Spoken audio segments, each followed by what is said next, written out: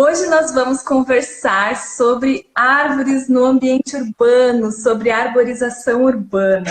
E o Gabriel, meu convidado especial de hoje, é especialista nesse assunto. Gente, para quem não conhece o Gabriel é engenheiro agrônomo, tá? Ele é especialista em meio ambiente e com ênfase em gestão de áreas verdes, né, Gabriel? E ele trabalhou como responsável técnico dos parques urbanos da cidade de São Paulo. E agora ele tem uma empresa de consultoria para manutenção de jardins e arborização. Então ele é o cara das árvores aí, né? Muito mais do que isso, né, Gabriel? Depois você conta um pouquinho aí do seu trabalho. Mas hoje o assunto vai ser árvores, né? A minha referência quando se pensa em árvores no ambiente urbano é o Gabriel, sem sombra de dúvida.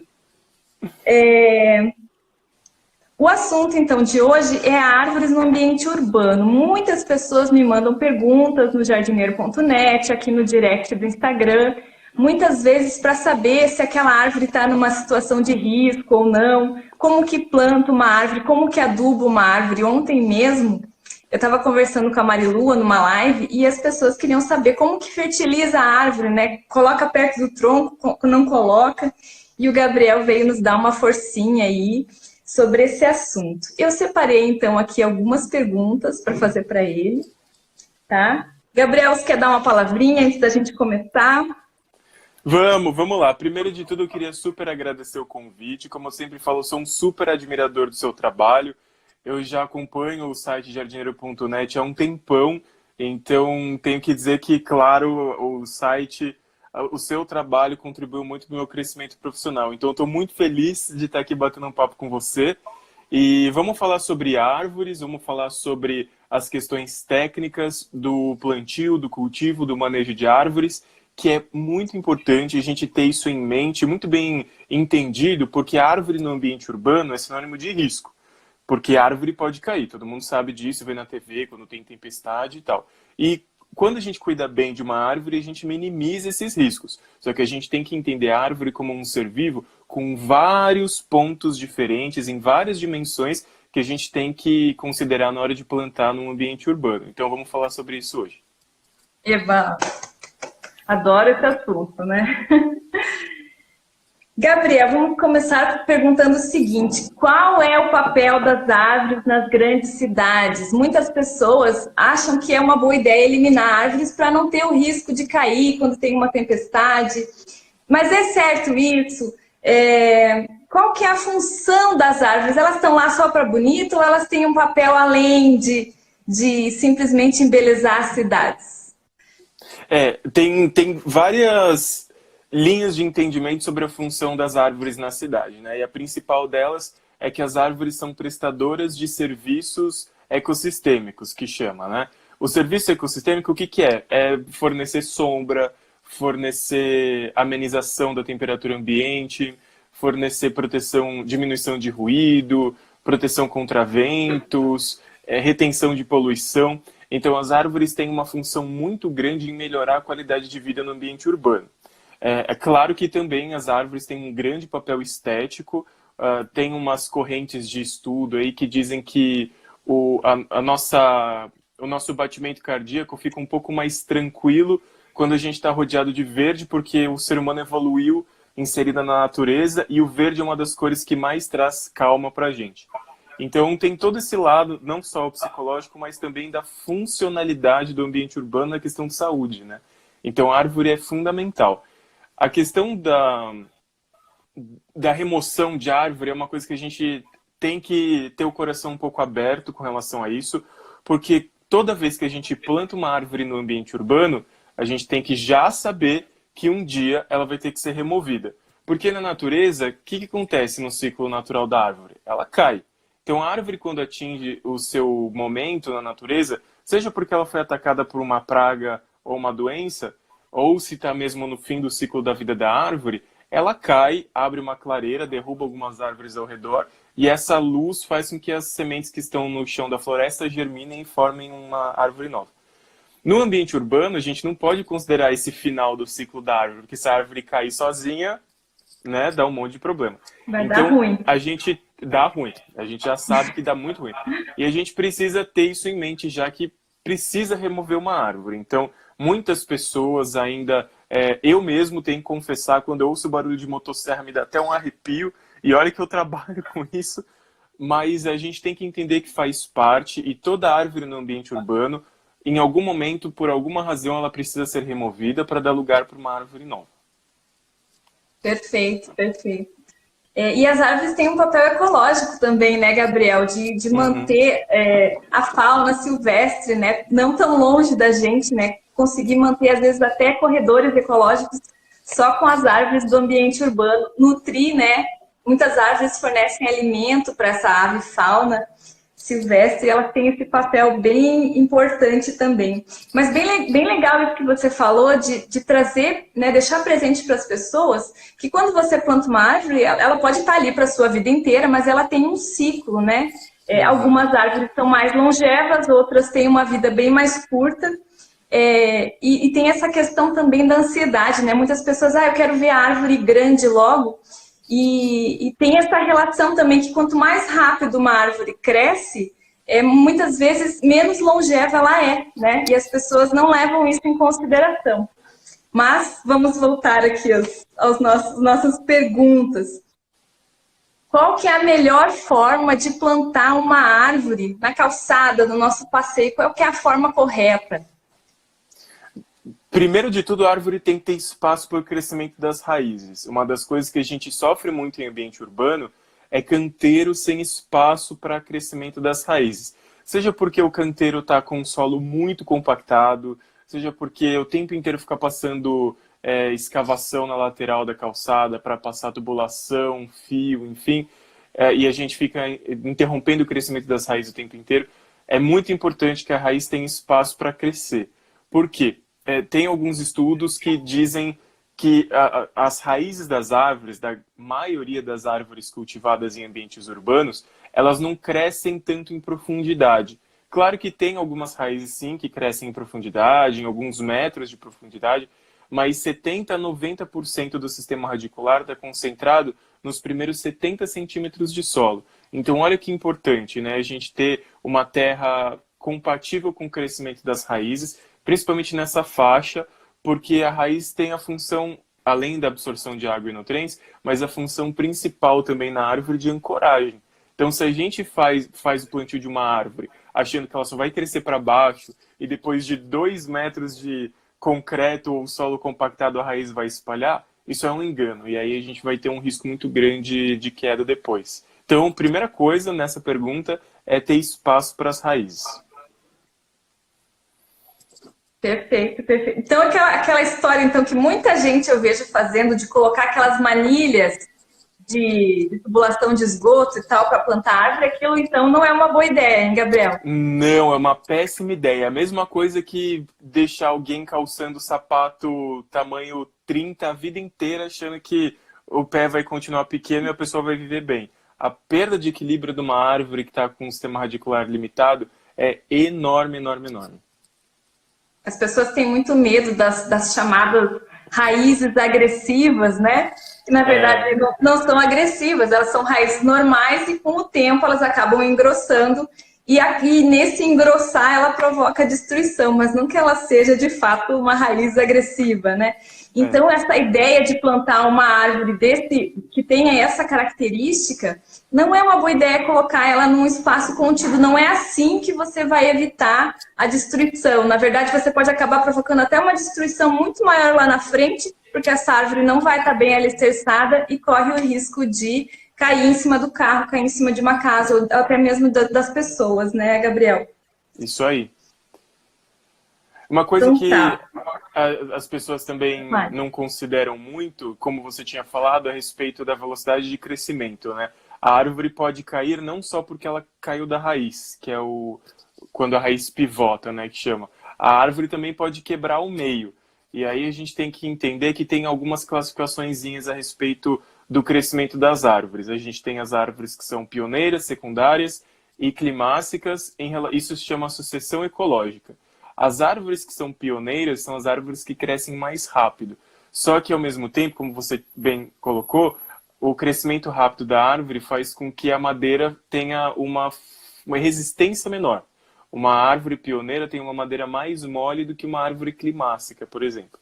Então, é muito importante a gente considerar também a sucessão ecológica da árvore quando a gente for plantá-la numa calçada, coisa do tipo, porque inclusive eu já vi gente plantando pau-jacaré, capixingui, que são árvores pioneiras que têm a madeira muito, muito, muito mole, e deu tempestade, o capixingui eu vi, inclusive eu fotografei quebrado, para uma forma de dizer, olha só, aqui ó, eu falo e as pessoas não levam isso em consideração. Então, a sucessão ecológica é muito importante na hora de plantar uma árvore também, pelo risco de queda.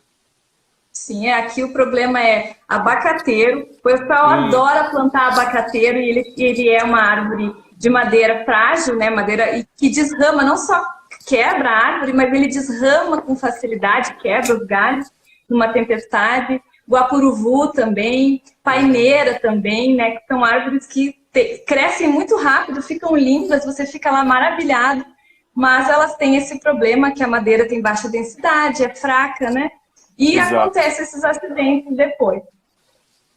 Gabriel, muitas pessoas têm essa dúvida. Até quanto tempo você precisa irrigar uma árvore? Precisa irrigar uma árvore que foi recém-plantada? A gente vê muito a prefeitura e tal, simplesmente coloca a muda lá e deixa, né? Essa árvore precisa ser irrigada? Como é que funciona? Ou ela tem um sistema radicular que vai rapidamente se estabelece, começa a absorver a água? Como é que funciona isso? Até quando ou se precisa irrigar uma árvore recém-plantada? Uhum. Isso é muito importante a gente considerar. No caso, quando a gente vai fazer o plantio e não tem a possibilidade da gente fazer a irrigação manual, geralmente plantio de campanha, que junta um monte de gente, faz o plantio, só que não tem como ficar indo gente lá o tempo inteiro para plantar. O ideal é que esses plantios sejam feitos no período de chuvas, para as árvores, para as mudas recém-plantadas receberem um período de água relativamente constante, pelo menos de 4 a 6 meses, que proporciona um crescimento radicular. E aqui eu vou puxar um parênteses. Proporciona um crescimento radicular se o solo estiver bem preparado. Não adianta cavar um buraco num solo duro, argiloso, compactado, sem nutrientes, colocar a árvore ali e achar que ela vai crescer maravilhosa com um sistema radicular super bom. Não vai também. Então, a gente tem que levar em consideração o preparo do solo, e se o solo estiver bonzinho, de 4 a 6 meses de irrigação, já ajuda muito a árvore se estabelecer sozinha. Mas a gente pode esticar isso para uns 8 meses, para ter certeza que a árvore vai ficar show. É legal também a gente pensar em escolher a árvore, a muda certa para aquele bioma onde você está plantando, né, Gabriel? Porque às vezes você planta uma árvore, uma jabuticabeira, por exemplo, que precisa de muita água, num local do cerrado, um local mais seco, e não irriga a planta, não suplementa essa diferença de ambiente que vai ser talvez necessário pela vida toda da árvore, porque ela não está no bioma dela, né? Então pensar nisso também, né? Nessa questão de escolher a árvore certa para o bioma certo, né? Para o clima certo, para a vegetação correta, né, Gabriel? Sim, exatamente. É o que a gente pensa na questão do conceito de vegetação nativa, né? Não adianta falar que é uma espécie nativa do Brasil se o Brasil tem 5 biomas totalmente diferentes. Quer dizer, a Amazônia e Mata Atlântica são muito similares, mas 5 biomas muito diferentes espalhados num lugar de proporção continental. Uma espécie nativa, a gente tem que sempre vir com a pergunta, nativa da onde? Uma espécie que é nativa do Rio de Janeiro e Espírito Santo, ela é nativa de São Paulo? Não é, né? Como, por exemplo, o pau-brasil. Não é uma espécie nativa de São Paulo, é nativo do norte do Rio de Janeiro, Espírito Santo para cima. Então a gente planta muito pau-brasil aqui em São Paulo, dizendo que é uma espécie nativa e tudo mais, mas a gente sempre tem que pensar na regionalidade dessa planta nativa. Tá perfeito isso que você colocou. Porque às vezes uma planta que tem um hábito de crescimento no lugar em que ela evoluiu como espécie, não vai ter essas mesmas características onde a gente plantar. E aí qual que é o nosso papel? De proporcionar todas as qualidades ambientais que a árvore precisa para crescer bem. Se o nosso ambiente não tem isso, a gente não pode fornecer isso que a árvore exige, nem planta. Melhor coisa, como você falou da jabuticabeira. Tem que sempre ficar ligado nesses pontos. Perfeito, Gabriel. Então, eu vejo às vezes as senhoras, as pessoas cuidando das plantas e regando árvores adultas, não tem a menor necessidade, né? E é um desperdício de água, né?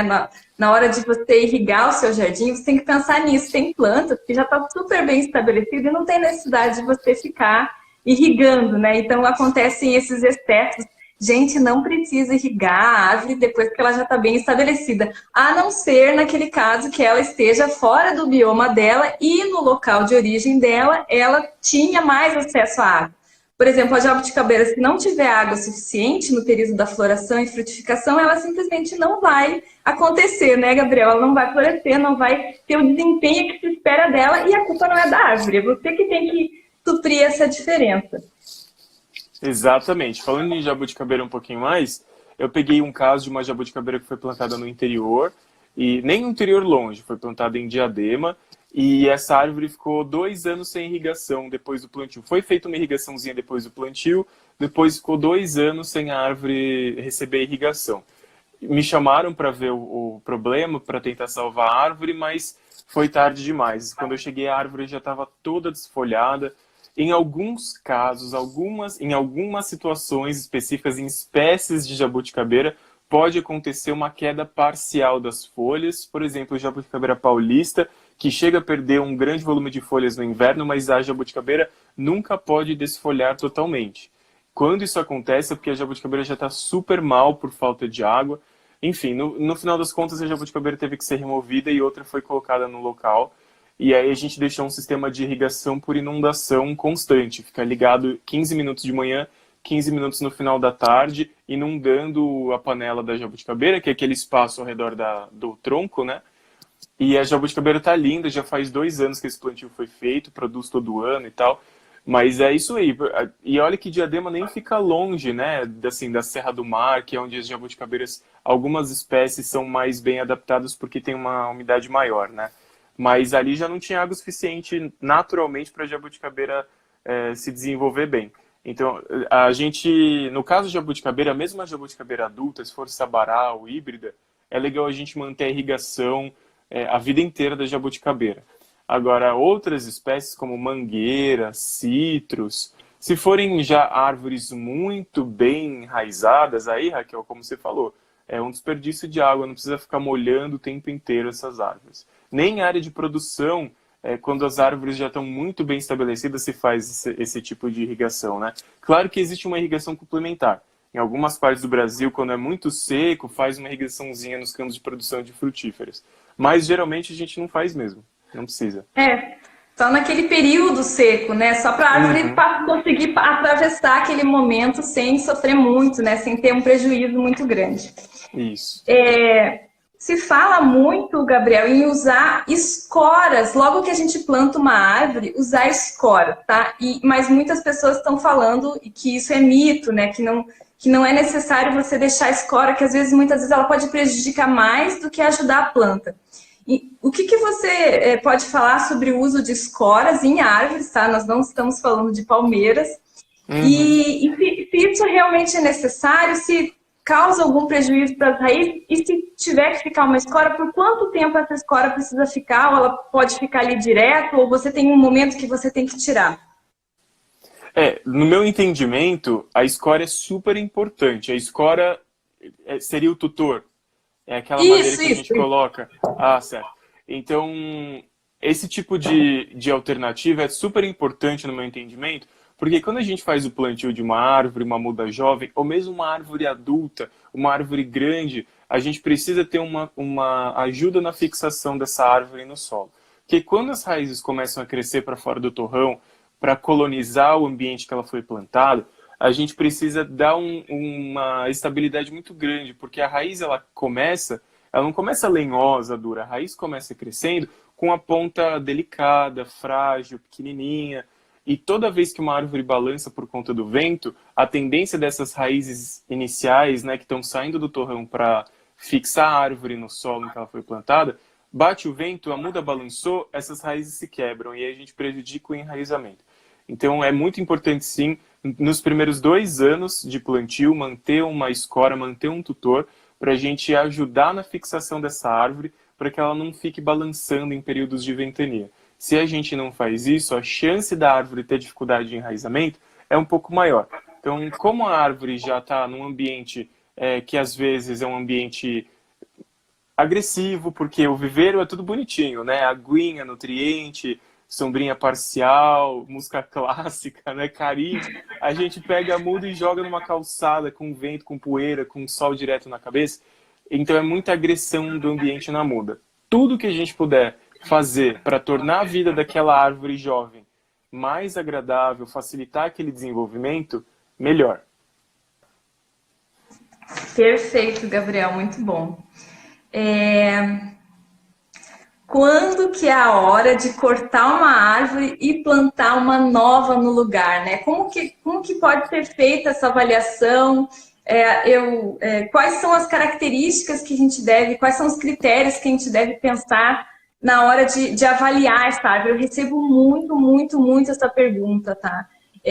Às vezes tem uma árvore saudável, mas as pessoas têm um medo futuro, né, daquela árvore. E aí já resolvem cortar antes que aconteça qualquer coisa. Mas às vezes a árvore está saudável. Então, quais são os critérios que os técnicos, né, porque isso é uma avaliação bem técnica, né, Gabriel? Quais são os critérios que geralmente os técnicos utilizam para avaliar o momento de cortar uma árvore e daí dar a chance de plantar uma outra nova no lugar? Isso é um aspecto muito...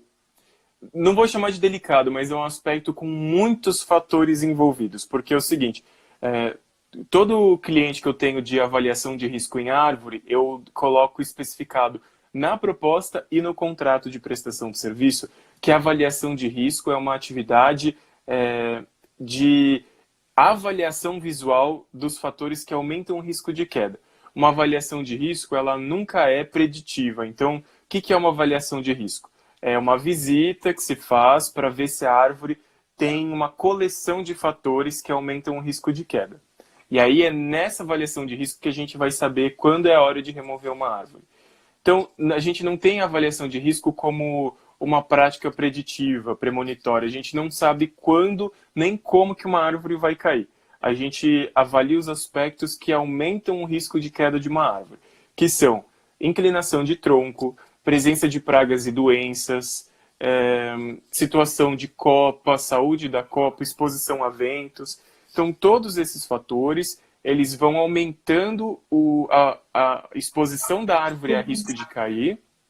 E aí, quando a árvore já está com uma coleção de riscos muito grande, mesmo que ela esteja bonita, saudável, a gente precisa considerar a remoção. Só que isso precisa de um olhar técnico mesmo, com treinamento, né, com experiência de campo também, porque às vezes uma árvore pode não ter nenhum sinal de que ela pode cair e ela cai. Acontece. Às vezes uma árvore que está toda estragada, toda lascada, fica lá parada 500 anos e nada acontece. Então é muito relativo, é uma prática que demanda uma atenção muito grande e a gente não consegue dizer com certeza quando a árvore vai cair ou não. Mas aí, só sintetizando, né, quando a gente coleciona esses pontos de risco, é quando a gente toma a decisão de que a árvore precisa ser removida. É um pouco subjetivo mesmo, mas a gente tenta usar, tem vários parâmetros científicos que a gente pode usar para minimizar essa subjetividade dessa análise visual. Tem alguns equipamentos para isso, né? Tem análise de tronco, com tomógrafo, com broca, tem alguns equipamentinhos para ver o ângulo da árvore também de inclinação, algumas réguas, né? Tem umas coisinhas bem legais aí que o grupo de arborização urbana sempre compartilha, busca desenvolver sobre esse assunto. Bem bacana isso mesmo. Como o Gabriel está falando, gente, isso é uma questão que não é exata, não é uma matemática, né, Gabriel? Às vezes as pessoas querem uma resposta que você dê uma luz para elas, mas não é uma resposta exata. Como você falou, às vezes a árvore está perfeita e cai, né? A gente não tem como prever em 100% das vezes. Às vezes, acho que a chance deve ser até bem menor do que 100%. E muitas vezes uma árvore está lá, você está vendo que ela está com um buraco, ela está metade da copa está faltando e ela não cai, fica anos ali ainda. Então, é muito subjetivo, não é uma ciência exata, mas, né, como você falou, tem vários fatorzinhos aí que a gente tem que prestar atenção na hora de avaliar, né? Eu acho que o principal é pensar em prevenção, né, Gabriel? Porque eu acho que as pessoas muitas vezes constroem no lugar errado ou às vezes planta a árvore errada num local, né, que não é adequado, né? Isso acontece muito. E aí depois as pessoas acabam ficando com medo e acabam derrubando as árvores, né, cortando as árvores. Essa aqui é uma das campeãs de perguntas que eu recebo lá no site, tá? Qual a distância mínima que uma árvore, né, que você vai plantar deve ter de construções e tubulações enterradas, ou da calçada, da rua? O quão longe uma árvore tem que ficar de uma construção, Gabriel? De uma forma bem genérica, claro, existem exceções para esse tipo de interpretação, mas de uma forma bem genérica a gente pode entender que a distância mínima de uma árvore para uma área construída ou o plantio de uma árvore de uma construção vai ser do diâmetro da copa no seu máximo desenvolvimento. Então, pinheiros geralmente conseguem ficar um pouco mais perto de construções, mas a gente fala isso pensando no diâmetro da copa, mas a gente também tem que considerar o crescimento das raízes. Muito importante. Essa regrinha, não é bem uma regrinha, mas essa interpretação didática do afastamento da árvore tem que tomar muito cuidado, porque se a gente chega mesmo com um pinheiro mais perto do que 3 metros do muro, a gente está limitando o crescimento das raízes do pinheiro para o lado do muro, né? E aí o pinheiro vai cair justamente para o lado oposto do muro, porque as raízes não conseguiram crescer para cá para segurar essa árvore. Então, assim, vamos considerar a partir de 3 metros de distância ou o diâmetro da copa no seu máximo desenvolvimento. Vai plantar um pau-ferro, por exemplo. O pau-ferro tem um diâmetro de copa, quando adulto, um diâmetro, né? De 12 metros. Então, vamos pensar pelo menos 6 a 8 metros de distância do muro. Eu falei certo? Eu acho que eu falei o diâmetro, não, mas é o raio que eu quis dizer. É o raio, né? É o raio, exatamente. É o raio, porque senão o diâmetro vai ficar... Então, tem que dar pelo menos o raio do diâmetro total da copa no seu máximo desenvolvimento. E árvores que têm um crescimento colunar, pelo menos 3 metros de distância do muro, para a gente minimizar bem os riscos. Perfeito, Gabriel. Uma coisa que você falou que é muito bacana e as pessoas não pensam. Geralmente, quando você planta uma árvore perto de uma construção, você está pensando só que a raiz pode algum dia acabar destruindo essa construção. Mas não pensa no alicerçamento da árvore que você está colocando em risco. Às vezes o perigo não está nem em destruir aquela construção, mas sim que a raiz não vai conseguir crescer e a árvore pode acabar caindo para o lado oposto, né? E as pessoas não pensam nisso, né? Quando vão plantar, muitas vezes você coloca aquela mudinha, o caule é fininho, assim, né? Da árvore jovem, né? Que o principal, quando a árvore é jovem, é crescer em altura, né? Para depois ir engrossando o tronco conforme os anos vão passando. E as pessoas olham aqui, isso aí é inofensivo, isso aí nunca que vai, né, provocar um problema. Mas as árvores, elas crescem, algumas espécies como ficus, por exemplo, não tem nenhum limite de crescimento, ela continua crescendo a vida toda. E no início parece inofensivo, né? Parece que não vai causar um problema, mas pode. As pessoas têm que pensar nisso, tem que ter, é mais um senso de responsabilidade, né, Gabriel? Que Exato. é por falta de conhecimento mesmo, né? Às vezes as pessoas se metem muito a plantar árvores onde digamos assim, é uma responsabilidade do poder público. E às vezes tem todo um programa de arborização, a pessoa vai lá e planta uma árvore, um ficus, por exemplo, estourou meu vaso aqui em casa porque o ficus quebrou, vou lá e vou plantar na pracinha, vou plantar no passeio, e aí começam os problemas, né, Gabriel?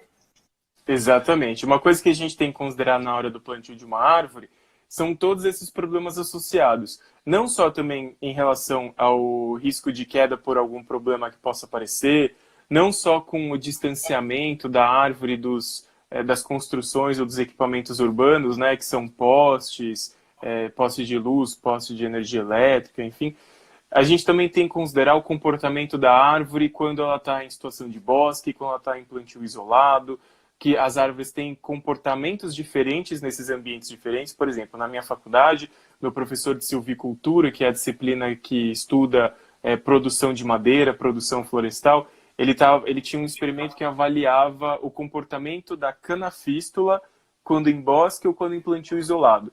O experimento, até eu me formar, não tinha sido concluído, porque a experimentação com árvore demora muito, porque a árvore demora para crescer, mas já tinha indícios de que o comportamento era muito diferente. O crescimento em bosque era muito mais acentuado de uma maneira vertical, com um incremento de madeira mais baixo. Então, assim, sempre a gente tem que considerar todos esses aspectos muito técnicos. Plantar uma árvore, claro que é algo muito poético, é muito romântico e faz parte da nossa vida e a gente tem que plantar mesmo. Mas a gente tem que buscar respaldo nas prefeituras. Então, tá com dúvida? Liga ou vai no balcão da prefeitura. O balcão do serviço público é o melhor lugar para a gente aprender e tirar dúvida. Porque tem os técnicos lá e é função dos técnicos públicos de prestarem esclarecimento para a população. Então, tá com dúvida? Liga na central de atendimento da prefeitura ou vai na Secretaria do Meio Ambiente bater um papo com a equipe técnica, que eles com certeza vão atender. E perdi o fio da meada, fui para o romance e esqueci de falar de outra coisa que você tinha comentado. Da questão da espécie, da questão de estourar o vaso. Falei. Também que uma coisa que eu queria falar é da fisiologia da árvore. Como você tinha falado do abacateiro, cai fruto, ele desrama. Então, aí no sul, aqui em São Paulo, a gente também tem muita araucária, que é uma árvore, né, ameaçada, então a gente planta. E a araucária tem um hábito muito grande de soltar ramos também, né? Então a gente tem que evitar o máximo de fazer o plantio dessas árvores com essas características em locais em que existe alvo em potencial. Então sempre vai plantar uma árvore, vamos pensar no risco no futuro. Se essa árvore cair, ou se um galho cair, qual vai ser o alvo e qual vai ser o tamanho do estrago? Isso já vai ajudar muito a gente. Claro que também não é para ver num estado constante de ansiedade, do tipo, meu Deus, todas as árvores vão cair, tudo é alvo. Não, tem também critério, né? Mas é importante tomar essas considerações antes de plantar. Sabe que aqui em Curitiba, Gabriel, a gente tem muita araucária com a região serrana e a prefeitura já tem a ciência dessa desrama natural da araucária e se faz uma poda preventiva em todas as araucárias. Então, tem muitas araucárias no ambiente urbano, tem muitas mesmo, e o corte é proibido porque é uma árvore ameaçada. Tem esse manejo que é muito bacana. Acho que o manejo da Prefeitura de Curitiba, eu acredito que seja um dos melhores do país, assim, que eu já vi, né? Eu vi atrocidades quando eu morava em Porto Alegre, Canoas, assim, coisas que não vale a pena nem citar. Mas, enfim, aqui é muito bacana. E outra coisa que você falou, às vezes procurar os órgãos é o melhor caminho, mas acontece em muitas cidades brasileiras da gente não ter isso estruturado, não ter organizado. E aí eu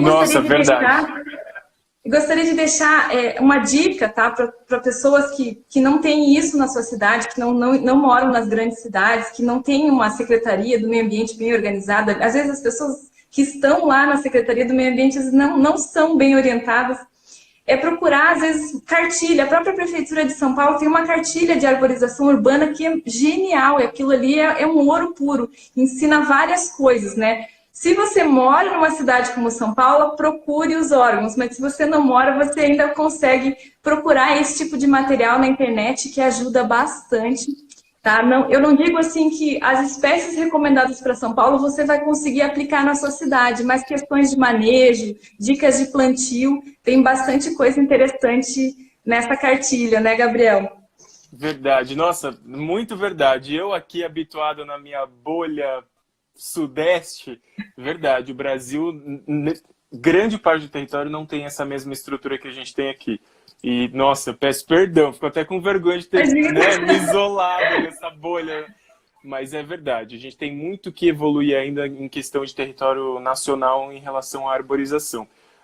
Os manuais de arborização da Prefeitura de São Paulo, eu tenho até um pouquinho de orgulho de falar, porque eu contribuí com a elaboração dos dois. Eu que ilustrei os dois manuais. Então, tem o Manual Técnico de Arborização Urbana da Prefeitura de São Paulo, e o Manual Técnico de Poda de Árvores. Anotem aí. Manual Técnico de Arborização Urbana e Manual Técnico de Poda de Árvores.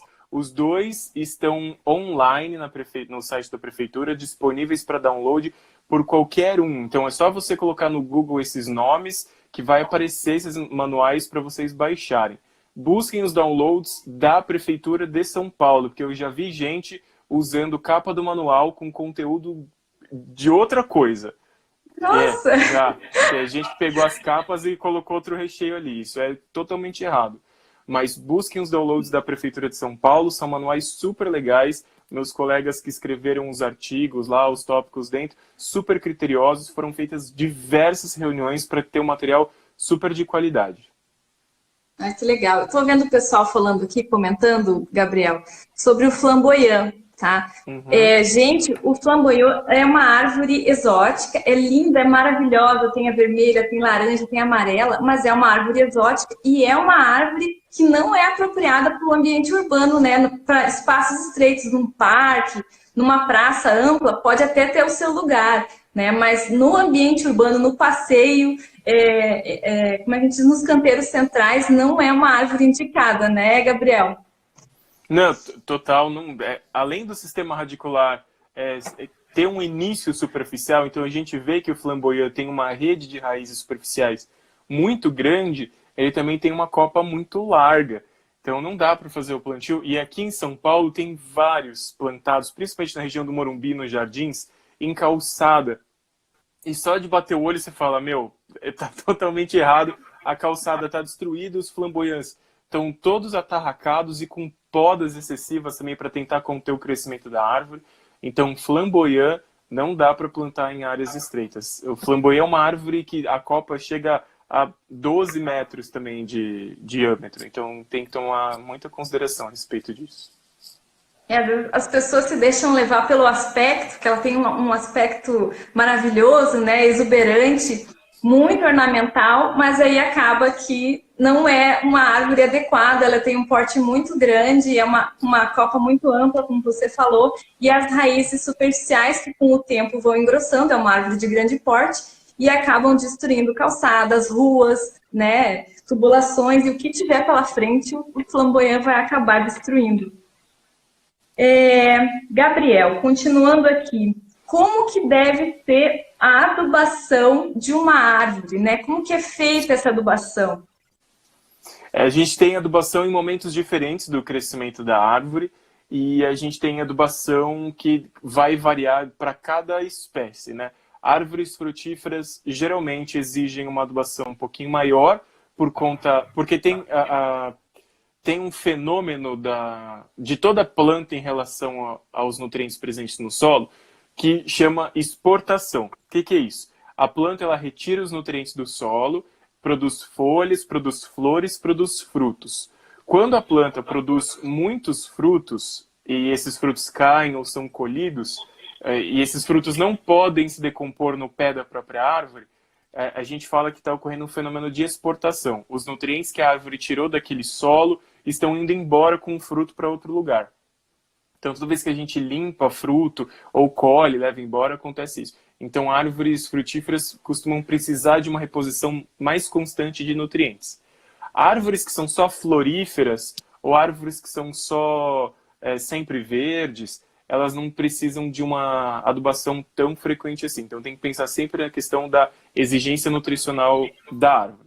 Mas qual é o método de a gente fazer a adubação? A gente faz uma adubação no momento do plantio, a gente faz ali o preparo de uma terra bem condicionada com matéria orgânica, com humus de minhoca, ou esterco curtido, ou quem quiser usar adubo químico também pode.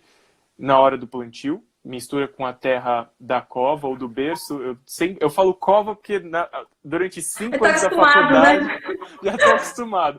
Mas toda vez que eu vou falar cova, eu acho que eu fiquei traumatizado. Eu tenho uma amiga muito querida, que é a Aline, e ela sempre fala: Ked, não é cova, é berço, porque você não vai enterrar nada morto, você está plantando, né, uma vida. Então, toda vez a cova ou berço que você for preparar, faz essa mistura na própria terra e faz o plantio. Aí esse é um motivo de adubação. Quando a árvore já está estabelecida, tem alguns métodos diferentes de adubação. A gente pode aplicar o adubo na circunferência, né, do diâmetro da copa. Então, pega a copa, projeta a sombra dela no chão, e aí você vai fazer a adubação na linha da circunferência. É um tipo.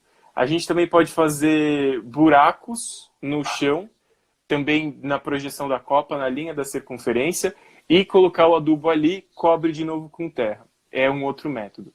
Ou a gente pode fazer aplicação de composto orgânico, substrato enriquecido com algum adubo químico ou esterco curtido também, na própria projeção da copa ao redor do tronco, nunca chegando com essa cobertura de matéria orgânica na base do tronco. Nunca. Isso nunca pode acontecer, porque pode causar problemas para o desenvolvimento da árvore, pode até matar uma árvore.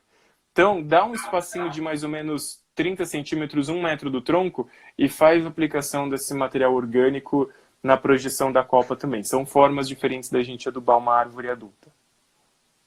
Legal, Gabriel. Eu sempre falo que tem 2 motivos para a gente não colocar o adubo ali na região do colo da árvore, próximo do tronco.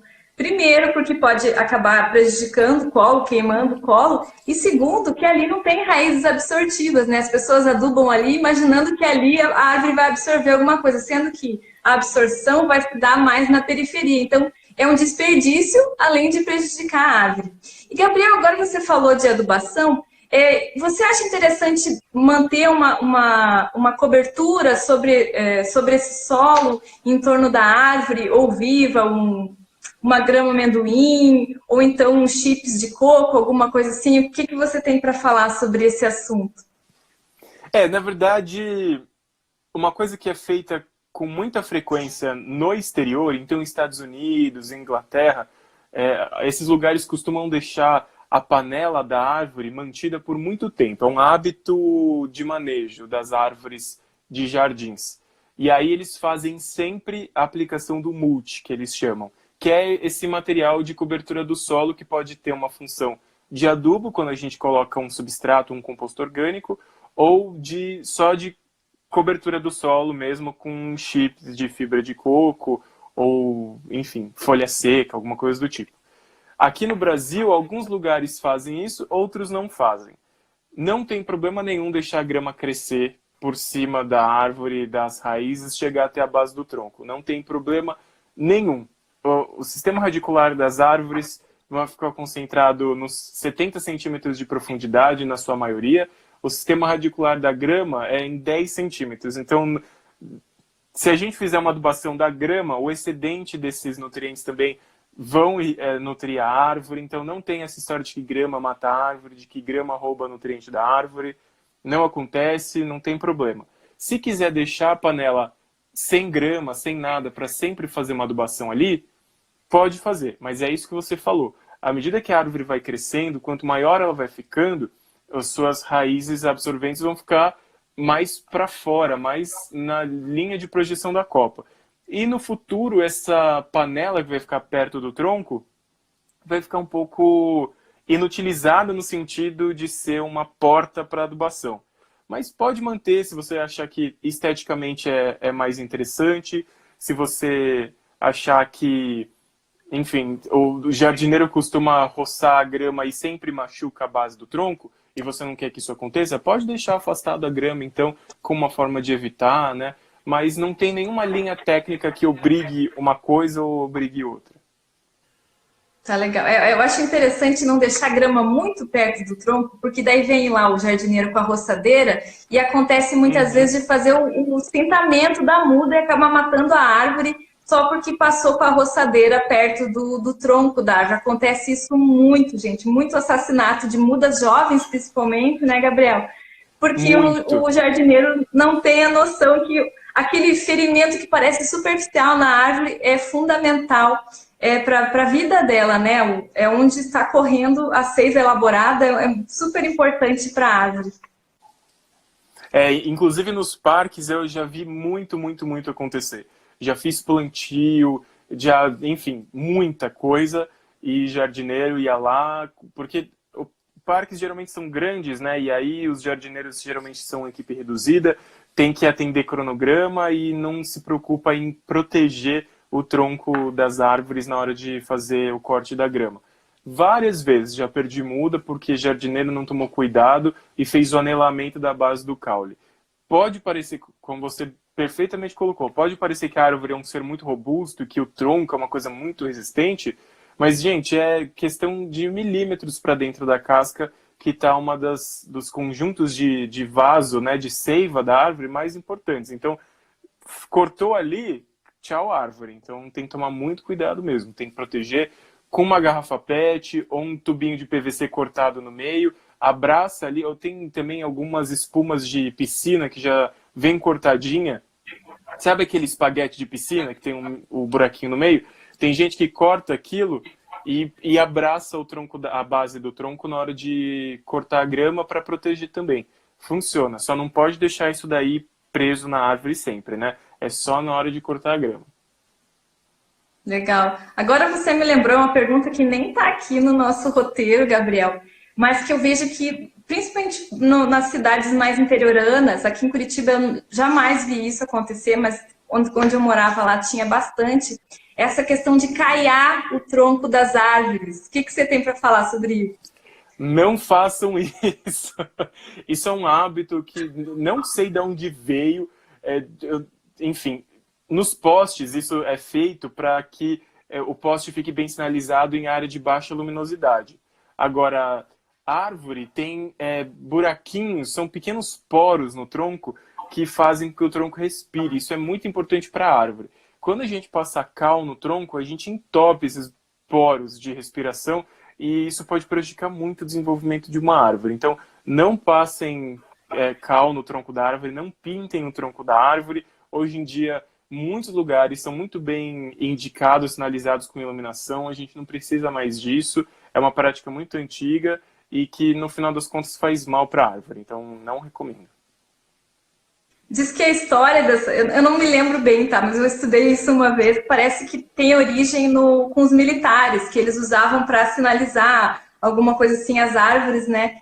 E alguém achou bonito e começou a replicar isso e aí começaram a dizer que era um bom argumento, que protegia a árvore de fungos, sei lá, eu, de insetos, alguma coisa assim, e acabou viralizando o negócio, né? E daqui a pouco a gente estava vendo tudo que era pratinha, tudo que era parque, tava as árvores lá com metade do tronco branco. Mas resseca a casca, né? Tem várias contras, muito mais contras do que a favor, além de que esteticamente é terrível, né? Aquela árvore caiada, né? Me desculpe, mas eu não sei, pro meu gosto é péssimo. Também não gosto. Muito feio. É muito antinatural, né, Gabriel? O efeito estético desse negócio é bizarro. Enfim, vamos para um assunto assim mais técnico, né? Muitas pessoas me perguntam bastante sobre isso, Gabriel. O que é, né, a cirurgia dendrológica, né? O que ela vem a sanar e em quais casos ela é indicada? Essa dendrocirurgia é uma prática que começou no início do século XX ou final do século XIX. É a prática da gente preencher buracos que se formam por alguma razão no tronco da árvore para tentar salvar aquela planta. Hoje em dia, essa dendrocirurgia é muito pouco utilizada em casos muito, muito, muito específicos. Por quê? A gente foi percebendo com o passar dos anos que a árvore ela tem um comportamento muito específico, então dificilmente a gente vai encontrar materiais que sejam compatíveis com o próprio crescimento da árvore. Então, antigamente se usava muito cimento, né? Preenche o buraco das árvores com cimento, com uso de fungicidas também e tal. Só que com o passar do tempo, a árvore também tem crescimento em diâmetro.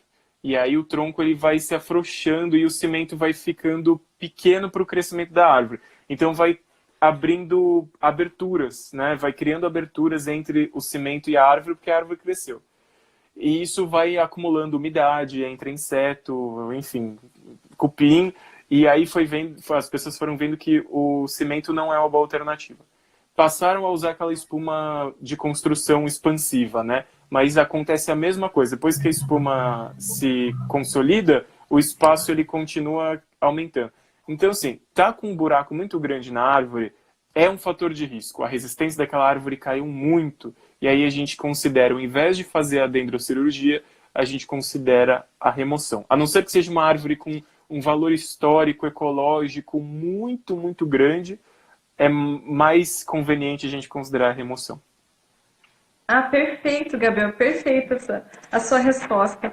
E uma coisa assim que me lembrou agora, né, e que é a próxima pergunta, muitas vezes esse tipo de ferimento que vai abrindo, que vai fazendo um buraco na árvore, vem de uma poda incorreta, né, das pessoas podando as árvores de qualquer jeito. Como que deve ser a poda das árvores no ambiente urbano?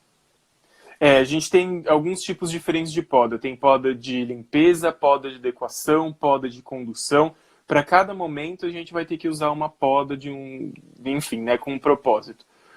Tem que tomar muito cuidado com relação ao tipo de árvore. Tem árvore que não aceita poda, que não rebrota com facilidade.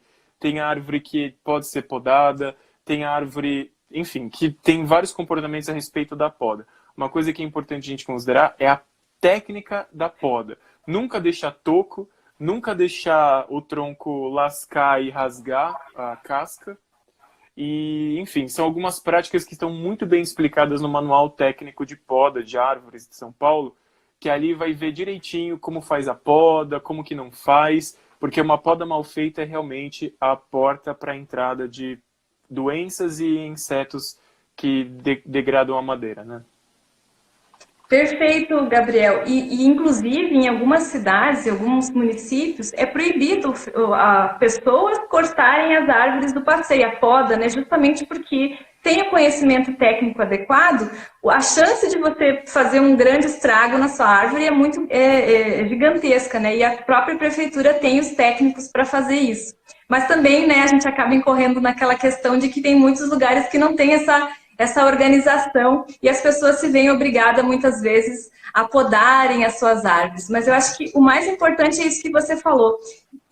Né, se você que tem que podar a sua árvore, se a sua prefeitura não tem esse papel, não consegue suprir essa demanda, dessa necessidade, tenta estudar ao máximo aquela espécie que você tem, né? Aquela espécie que você tem no passeio, porque muitas vezes, como você falou, a árvore não tolera poda, né? Outras vezes você pode fazer podas bem mais profundas que a árvore vai rebrotar e às vezes até é um tipo do comportamento dela. Então, sempre procurar estudar, cada árvore é uma árvore, não existe uma fórmula, né? A árvore se poda assim. Senão seria muito fácil, né, Gabriel? Ninguém perguntaria, porque todo mundo já saberia, mas cada caso é um caso que deve ser analisado. Exato. E aí eu tô vendo que o nosso tempo aqui em cima tá dando perto de 1 hora e o Instagram costuma desligar a live, né? Só pra gente fazer uma chamadinha. Mas só para finalizar esse pensamento, poda é a última alternativa que a gente tem de manejo de uma árvore antes, enfim, de ter que recorrer à supressão. Então, a poda pode ser alguma coisa feita com uma certa frequência, mas a gente tem que entender que poda é uma mutilação e a melhor forma da gente manter uma árvore saudável é respeitar a natureza de cada espécie de árvore. A árvore tem um crescimento muito grande, não fica podando para manter a árvore reduzida. Isso causa um estresse, um desespero, uma baixa qualidade de vida muito grande na árvore. Então, assim, poda é feita em alguns casos. A melhor forma de ter uma árvore saudável é respeitando a natureza daquele ser, do jeito que ele veio no mundo, do jeito que ele veio para crescer. Então, a melhor forma da gente ter uma árvore feliz. E até eu acredito que a formação natural dos galhos da árvore é muito mais bonita, muito mais estético do que quando você poda e aquilo começa a crescer desordenado, né, Gabriel? Acontece muito isso. E muitas pessoas, às vezes, plantam a árvore e acham que vão conseguir manter a árvore como um bonsai por muito tempo e é perigoso isso, né? Até palmeiras, como é que eu faço para limitar o crescimento da minha palmeira? Gente, não tem como, ela só cresce para cima. Se você podar o topo dela, ela vai morrer. Acabou. Aproveitando então que a gente já está com essa folguinha de tempo, alguém perguntou sobre material impresso, né, do Manual Técnico de Arborização. Eu tenho o meu aqui, deixa eu pegar para mostrar para vocês a capa, para quem não conhece. Peraí. Pega lá. Gente, o Gabriel, ele disse que ele ilustrou o manual, vocês têm que ver o trabalho de ilustração desse rapaz. Ele é maravilhoso, ele faz aquarelas incríveis. Depois eu vou pedir para ele divulgar para vocês o trabalho que ele faz com aquarelas, com ilustração botânica, que é lindo demais. Hein, Gabriel? Estava falando aqui para eles do seu trabalho de... Oi, Gabriel. Estava falando para eles aqui do seu trabalho de ilustração botânica aí, que é maravilhosa. Eu quero que você comente um pouquinho no final aqui esse trabalho maravilhoso que você faz aí. Obrigado. Então, ó, essa daqui é a versão impressa do Manual Técnico de Arborização. Essa é a capinha que eu fiz e algumas ilustrações dentro do manual também. É a versão mais recente que foi publicada pela Prefeitura de São Paulo, tá?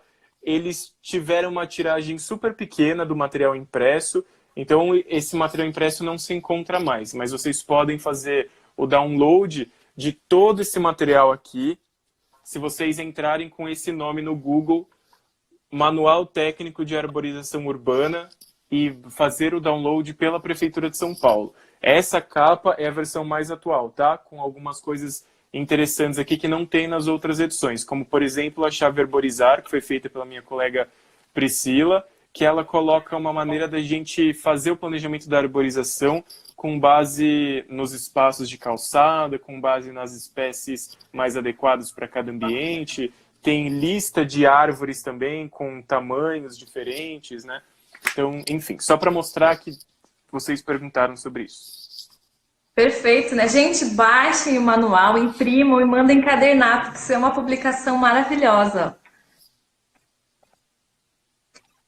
Gabriel, quais os erros mais comuns que você vê as pessoas cometendo nessa questão de plantar árvores, de podar árvores aí no ambiente urbano, de escolher muitas vezes as árvores?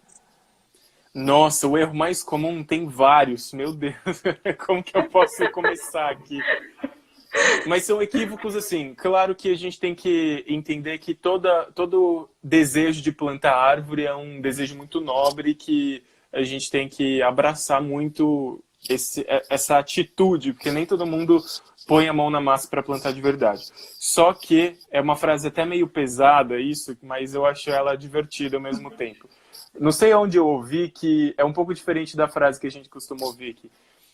O caminho para o inferno é pavimentado com boas intenções. Não é de boas intenções o inferno tá cheio, é que o caminho para o inferno é pavimentado com boas intenções. Porque a gente vai fazendo coisas sem o conhecimento técnico adequado, no fim a gente cultiva um problema lá na frente. Não só para nós, mas para a árvore também, que não vai estar feliz.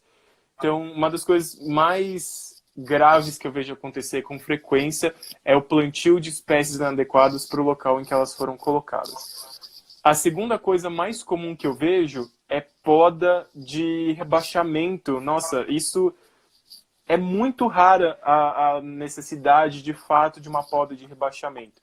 E as pessoas fazem isso, principalmente no interior, com oiti, com ficus benjamina, faz aquela poda de rebaixamento e mantém a árvore numa forma geométrica bonitinha.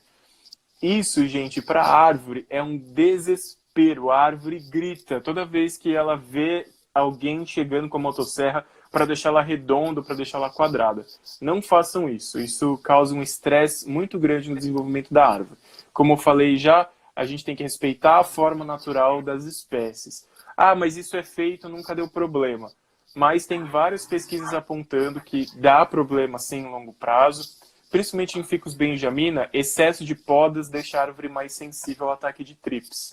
Se vocês já viram a figueira que tem a folhinha pequena, a folhinha dobrada em forma de foice, abre aquela folhinha, tá cheio de inseto lá dentro, um insetinho preto, isso é o trips.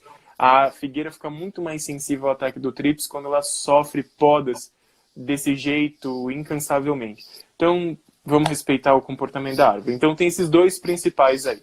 Questão de podas mal feitas, nem é tão comum assim, mas existe. Algumas pessoas acham que dá para resolver a árvore tirando um galho grande, sem entender a participação daquele galho na copa. Então, aquele galho forma quanto de copa da árvore? Aí a pessoa só fala, eu vou tirar esse galho aqui. Quando vê, acabou com metade da copa da árvore.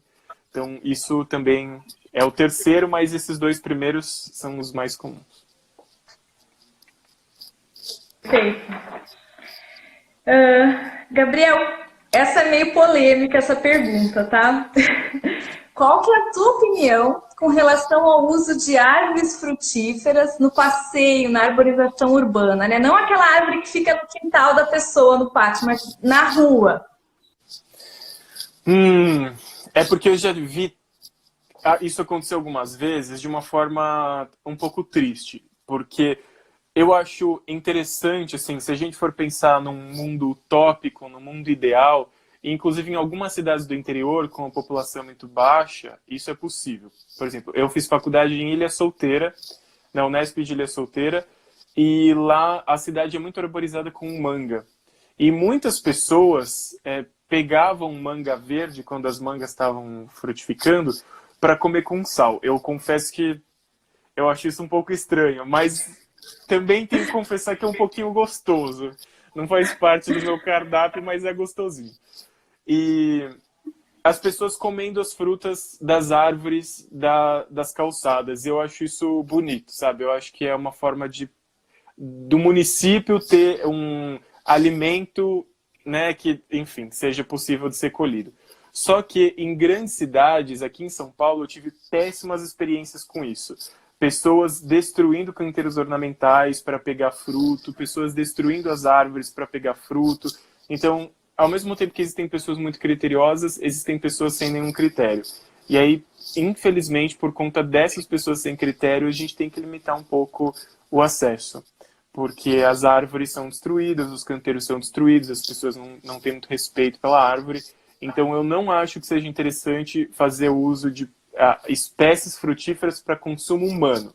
As árvores usadas na arborização urbana têm uma função primordial de atender a fauna. Então, flores que possam servir de alimento para polinizadores, frutos que possam servir de alimento para pássaros e outros animais. Então, isso sim é a primeira ideia que a gente tem que ter. Questão de frutos, infelizmente a gente não chegou lá ainda para poder conviver em harmonia com frutos para nós em ambientes urbanos. Eu trouxe essa pergunta porque eu vejo muitas pessoas querendo plantar laranjeiras, né? Às vezes árvores cítricas no passeio, tá? E geralmente quem colhe acaba colhendo verde, né? A fruta não chega à maturidade e muitas vezes essas árvores elas ficam sem manejo, né? Como está no passeio, às vezes as pessoas esquecem, não manejam. Às vezes, muitas vezes as árvores que a gente tem no quintal ficam sem manejo e acabam sendo uma fonte de muitas pragas e doenças que podem contaminar, inclusive, os pomares comerciais, né, que tem uma relevância importante. E aquela árvore acaba sendo uma fonte de greening, de cochonilha, de muitas pragas. E sem o menor cuidado, sem o menor manejo. Então, muitas árvores frutíferas, principalmente as que são exóticas, né, Gabriel, que a gente acaba trazendo para a nossa arborização, precisam de um manejo constante. As árvores cítricas é um exemplo, mas tem outras também. E se você deixar a árvore abandonada, ela acaba sendo um foco, né? Muitas vezes acaba sendo um foco de problema, e você não atinge o seu objetivo de ter fruta, porque as pessoas acabam colhendo verde. A maioria das vezes as pessoas acabam colhendo as frutas verdes. E eu também vi uma vez acidentes, né, provocados por frutas que caem nas rodovias, nas ruas, né? Acho que o Murilo andou postando esses dias. Era jambolão, se eu não me engano, não tenho certeza de qual espécie, que com a chuva virou uma mucilagem em cima do asfalto e os carros vinham e batiam, né? Escorregavam naquela pista que estava cheia de frutos. Até vou ver se eu acho o vídeo para mandar para você depois. Então, o exemplo de você usar uma árvore frutífera, né, que é uma boa intenção, né? Vou trazer fruta para o ambiente e tal, mas às vezes o fruto acaba causando problemas. Jaqueira também provoca problemas direto, de cair jaca em cima de carro, de cair jaca em cima de pessoas, que é uma árvore que não é adequada para o ambiente urbano, né? O fruto é gigantesco e provoca muitos acidentes. Da mangueira também acontece isso, né, Gabriel? O abacateiro também, né?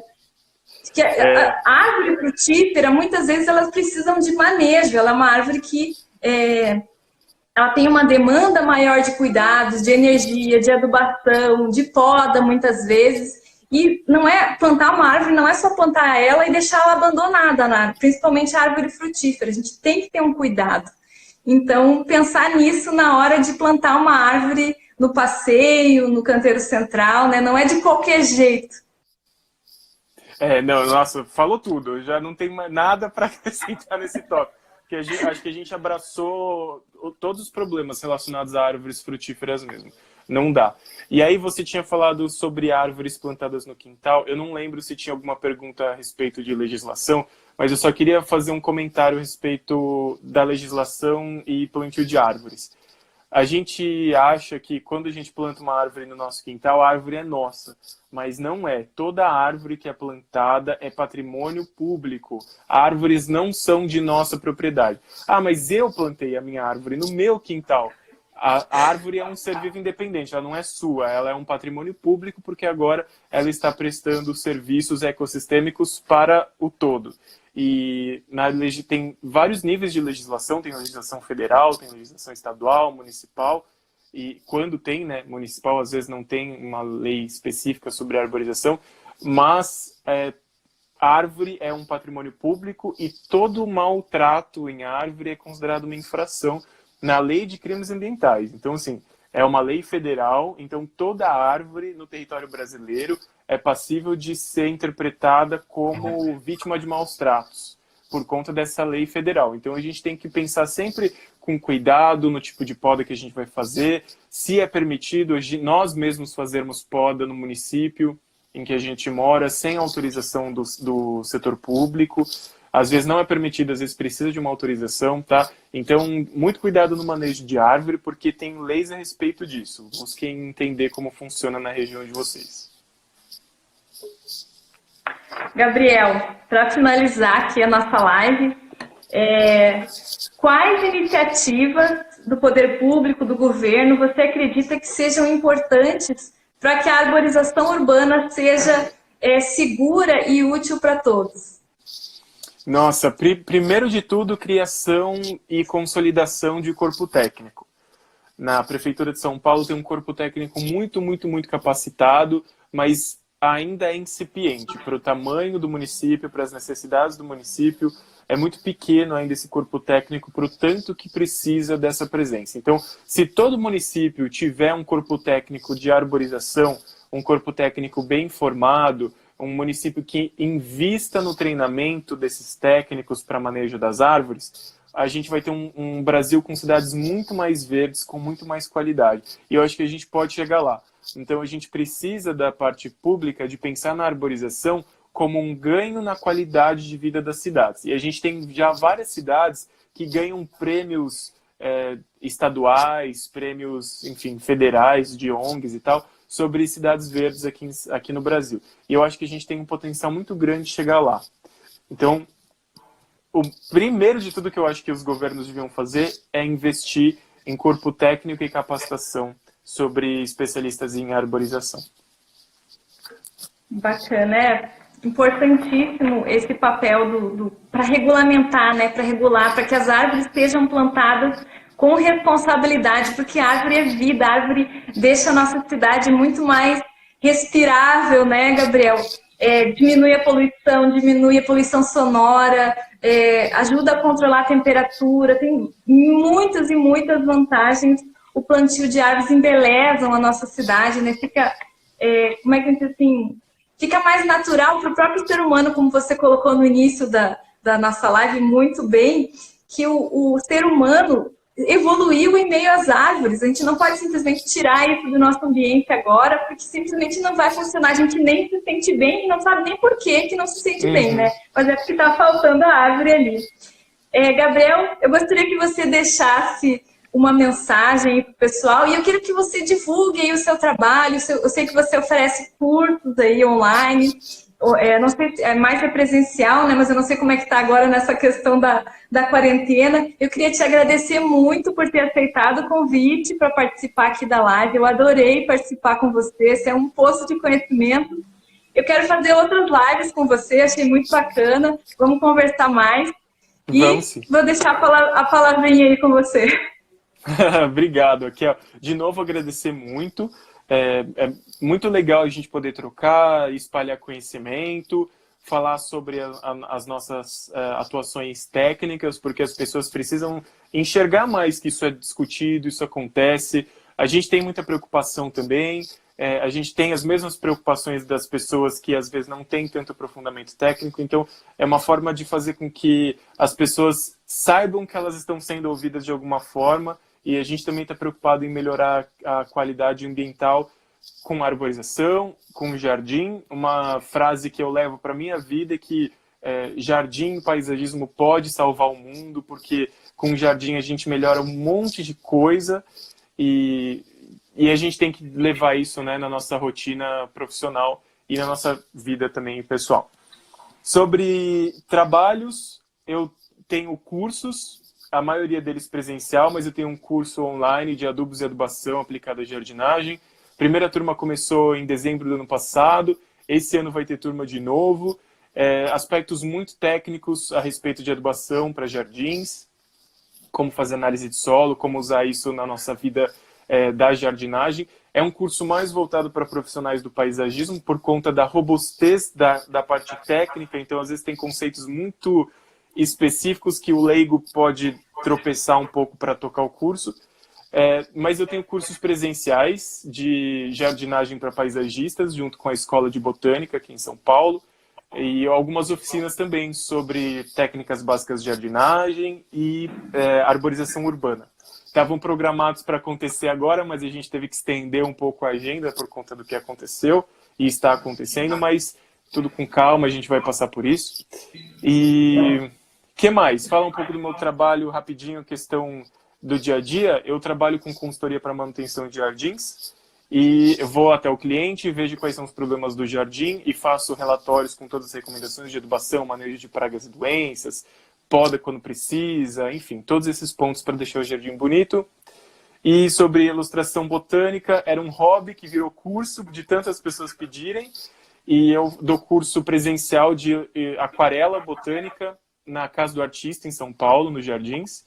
E agora eu estou fazendo alguns videozinhos abertos no YouTube chamado Grande Flora Aquarela, que eu estou ensinando um pouquinho de desenho básico para as pessoas que estão de quarentena e querem se ocupar aprendendo uma coisa nova. Então, de graça, aberto, entra lá, vê as aulinhas que está tudo liberado. Gabriel, divulga aí qual que é o nome do seu canal no Instagram, da aquarela e da parte de jardinagem e paisagismo. O meu perfil de jardinagem e paisagismo é Gabriel, que é de paisagismo. Eu vou até colocar aqui nos comentários. Coloca aqui isso, para o pessoal ver. Eu vou colocar um arroba, ó. O pessoal está perguntando aí qual que é o seu Instagram. E o de aquarela... Gente, maravilhoso os desenhos dele. Ele não quis mostrar aqui para nós, mas olhem lá no... Tem alguns aqui atrás que foram o que eu fiz. Olha ele que fez. Grande Flora. Gente, é maravilhoso aqueles desenhos. Incrível Obrigado. mesmo. Muito bom. Pessoal, muito obrigada por terem aqui nos prestigiado, assistido a nossa live. Eu vou deixar ela 24 horas aqui no Instagram, para quem não conseguiu ver o começo, quem perdeu alguma parte. Ficou em 2 partes, tá? Então, quando vocês assistirem, se vocês acharem que está cortado, é porque são 2 partes. Eu vou tentar baixar esse arquivo depois para colocar no YouTube, para subir no YouTube. Eu não vou garantir que eu vou conseguir subir no YouTube, porque a última live foi os arquivos ficaram tão corrompidos que eu não consegui fazer isso. Foi a live que eu fiz com a Marilua, mas eu vou tentar fazer, eu acho que a do Gabriel vai dar certo. Torçam aí, que daí eu posto no YouTube depois. Essa live virou um verdadeiro dossiê sobre arborização urbana, hein, Gabriel? Ficou mesmo. Grande beijo e até a próxima, gente. Tchau, gente. Gabriel. Muito obrigada. Obrigado, Raquel.